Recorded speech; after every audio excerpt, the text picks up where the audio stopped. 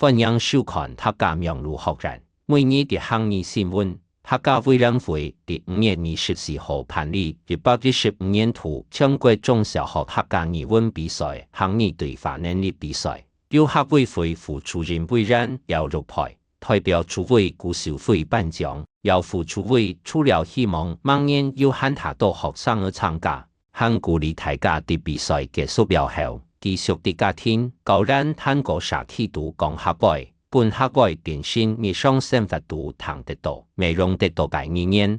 100總共有對全國17人士，100人上集學校，用100人錄取，770個學生來參加比賽。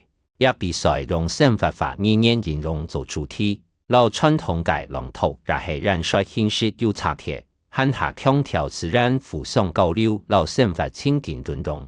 參加比賽嘅學生喺啲現場抽出情景題目表後，同行義進行現場對話，行義接受評審提問，考驗學生行義應用能力，老現場調談能力。以上係客家苗語學人嘅報道。接下來嚟教大家基本嘅每年嘅行義就係比賽，佢愛參加行義演講比賽。